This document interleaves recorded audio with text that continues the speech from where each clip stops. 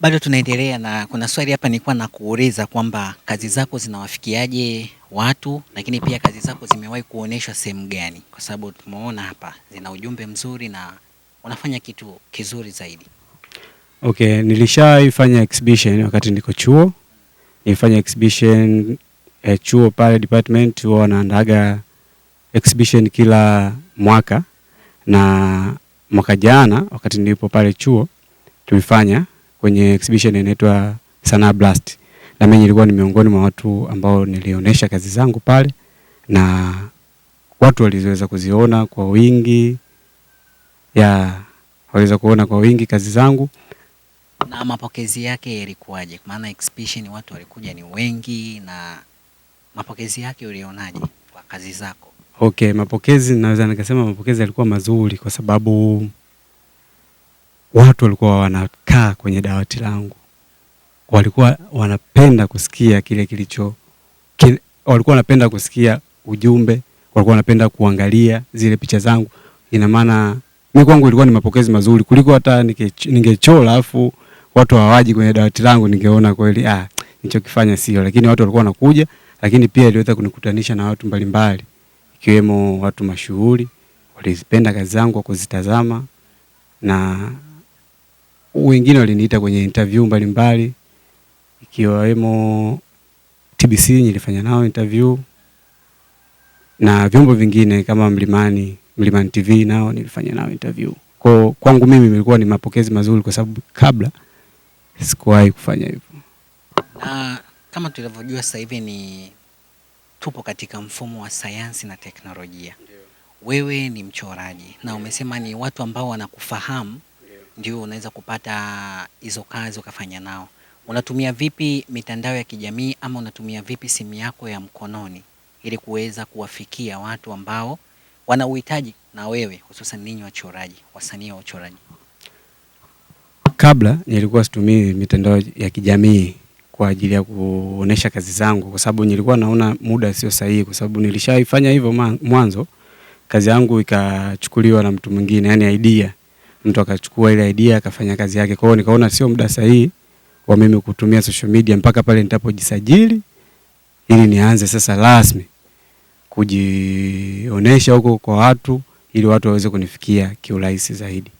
Lakini pia kitu kingine ambacho kimenifanya nisitumie sana hizi social media kwa wakati huo, mimi ni mtu fulani ambaye napenda kutoa kitu kipya kutoka kwenye akili yangu. Kwa muda mwingi sitaki kupata zile distraction kutoka kwenye social media, kwa sababu kuna muda naweza nikaingia kwenye social media Africa ni distract kile kitu ambacho nilikuwa nataka kukifanya. Yani comment zao au na hapana, sio comment. Na maanisha distract situmii, yani simu mara nyingi huwa situmii kabisa. Yani naweza nikakaa hata mwezi situmii kabisa simu kwa sababu nakuwa nafanya kazi zangu. Napenda kugenerate kitu kutoka from nowhere, yani nisio naona sehemu fulani, kwa sababu zinani distract kutoka kwenye wazo langu lile la kwanza. Nishaikuwa nafanya hivyo mwanzo, nilikuwa najikuta na base kwenye idea sasa za watu wengine, kwa sababu naziona kule naona hizi zinafanana na kitu changu, ngoja nifanye. Kwa hiyo najikuta na adapt style ya mtu mwingine.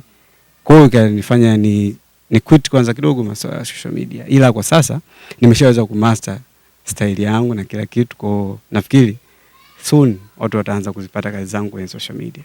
Unawezaje kuitambua kazi yako kwamba hii ni kazi yangu nimeifanya mimi binafsi? Ukiona pale unajua, kama ulivyosema kwamba ile idea imenibia mimi. Wewe unawezaje kuitambua kazi yako pale unapoona mtu mwingine kafanya kitu chako? Naweza kuitambua kazi yangu kwa sababu kwenye michoro kila mmoja ana style yake, lakini pia kuna codes ambazo mtu anaziweka. Code. Yani zile code nikiziona naona mbona hichi kitu ni changu, afu hiki kitu ni changu kabisa, yani huyu mtu ametoa idea kutoka kwenye kitu changu. Lakini kwa kuwa sina mamlaka ya kuweza kumshtaki kwa sababu sijasajili, sina nini, kwa hiyo nashindwa kufanya kitu chochote. Ila kama ni kazi yangu najua kabisa ile pale ni kazi yangu. Okay, hakuna kitu kisichokuwa na changamoto.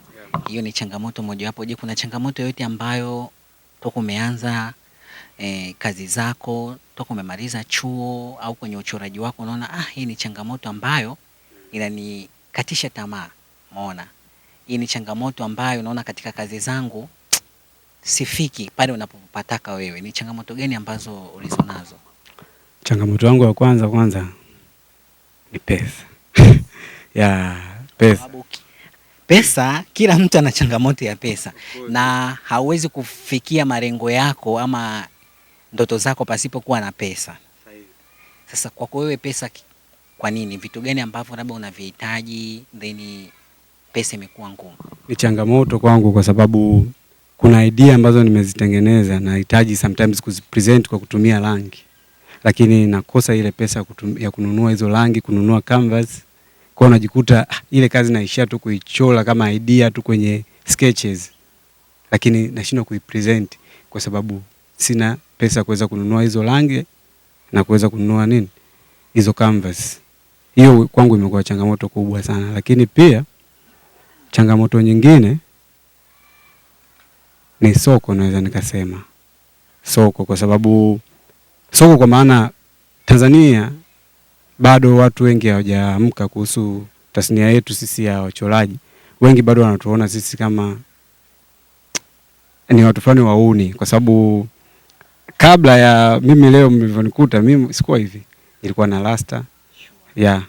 Nilikuwa na rasta, lakini ule muonekano na wenyewe ulikuwa ni tatizo kwa watu, namna walivyokuwa wananichukulia mtaani. Kwa nini ulikuwa na rasta? Kwamba ukiwa msanii lazima ufanye hivyo? Sio lazima ufanye hivyo, lakini mimi napenda kuishi nature kwenye mazingira, yani napenda kuwa natural. Kwa kama napenda kuwa natural, nywele ni sehemu yangu ya mwili. Napenda kuendelea kama mnavyoona miti inakuwa, basi na mimi napenda kuona kitu ambacho kipo kwenye mwili wangu, hasa nywele, kiendelee kuwa, kwa sababu nywele, akili ni nywele. Nilikuwa napenda kupata ule muonekano, lakini pia nilikuwa na present Afrika, kwa sababu Afrika ni culture. Of course. Ni akina nani waliosema kwamba wewe msanii wa uchoraji ulipo muonekano wako unavyoonekana kwamba una rasta ni uhuni, hadi wewe ukaamua kwamba kukata nywele zako? Je, ni mawazo yao ndio yalikufanya kwamba wewe ukate hizo nywele? Na je, kama ulivyosema wewe idea yako ilikuwa nzuri kwamba unawasilisha kwamba natural, kipi kilikupelekea ukakata hizo nywele? Kama nilivyosema, watu namna ambavyo wanatuchukulia. Kuna sehemu ambazo nilikuwa nikiingia, kuna watu wanakosa amani, wananihisi ni muuni, kama nilivyosema. Maadili mengi nayakosa. Ofisi za watu nashindwa kuingia sometimes kwa sababu tu nina hizo nywele. Kuna siku tulikuwa tunaenda, nakumbuka wakati nipo chuo, mwalimu wangu mmoja tulitakiwa kwenda ubalozi wa Marekani kwa ajili ya kwenda kupresent pale idea. Lakini mwalimu akaniambia, hakikisha unapokuja hizo nywele zako huwa umezikata. Kwa ilikuwa ikawa inanifanya mimi nakosa uhuru wangu, inaninyima ile uhuru. Kumbe mwalimu ndo alikushauri hivyo kwamba huyo ni mmoja, ila ni wengi, kwa sababu hata huyo mwalimu alivyoniambia nilikata, ila baadaye nikazirudisha tena. Lakini baada ya kumaliza chuo sasa nikajikuta nakosa kazi kabisa. Inabidi nianze kuingia kwenye ofisi za watu kwenye engo nyingine ya graphics, kwa sababu nafanya pia graphics. Sasa kwenye zile ofisi za watu watu wanapenda muonekano uwe hiyo, ikanilazimu mimi nikate nywele. Na wazazi pia wakasema inatakiwa tukate nywele mpaka utapopata fedha zako. Ila kwa sasa, kwa sababu tunategemea kitu kichopo kwenye mifuko ya watu, hebu kata tu nywele. Lakini wao walinielewa maana yangu ya nywele na wananijua sipo kwenye hizo ingo ambazo watu wanazifikiria, kwamba si kile ambacho unakiona kwa mtu mtizamo wake wa nje na ndani upo hivyo. Na tunaaminiga kwamba marasta, wanaitaga marasta nini? Marastafari, sijui Rastafari. Rastafari kwamba ni watu wa peace. Wanakuambia tu sisi ni peace and love, lakini huku wengine tunawaona kwamba ni wapiga widi lakini pia ni vijana wa ovyo. Kwa hiyo kama wewe ni msanii mchoraji, lakini uliona kwamba muonekano wangu uwe design hii, na wakakuchukulia hivyo, na walimu wako ambao ni walezi wako pale chuoni wakaona kwamba haifai, hivyo basi ulifanya jambo zuri kwa wakati huo, umeona? Lakini naona bado unanungunika moyoni. Sio Gifted? Nanungunika kwa sababu naona kama nimemuua Gifted yani. Yaani naona kama nimemuua kwa sababu ilikuwa inanitambulisha. Mtu yote alikuwa akiniona anajua huyu ni msanii. Yaani nilikuwa nikionekana tu sehemu mtu anasema wewe ni msanii Ushaona? Lakini sasa hivi mimi nikionekana sehemu hamna mtu anashtuka yani. Mchungaji huyo. Sasa kuna namna naona kama nimemuua Gifted. Gifted wa sasa na sasa unaimuona na Gifted wa nyuma. Tunarudi nyuma then tutaenda mbele. Gifted wa nyuma kabla ya chuo na baada ya chuo unamuonaje? Kabla ya chuo na baada Gifted yule ambaye alikuwa hajafika chuo. Alikuwaje na Gifted wa sasa hivi ambaye yupo chuo. Achana kumaliza chuo, yupo chuo. Hususan kwenye tasnia yako hii ya uchoraji, unamuonaje? Unamuona wapi na unamuonaje? Gifted kwanza amebadilika, amekuwa. Yaani amekuwa. Kwa sababu mwanzo alikuwa ni Gifted hand kwa maana ya mkono uliobarikiwa kutoka kwenye jina lake Gift Tuzo kwenda kwenye Gift mpaka Gifted hand mkono uliobarikiwa. Lakini baada ya kuingia chuo yule Gift amekuwa zaidi kwa maana amejiongezea maarifa zaidi na ameongeza ufahamu zaidi ya kuweza kujipresent mwenyewe kwanza, lakini kwenye tasnia yangu ya uchoraji yenyewe imekuwa kwa sababu mwanzo nilikuwa sijui vitu vingi kama ambavyo sasa hivi navijua baada ya kuingia chuo. Chuo kimenisaidia kujua mambo mengi na kanifanya niweze kusoma vitu vingi.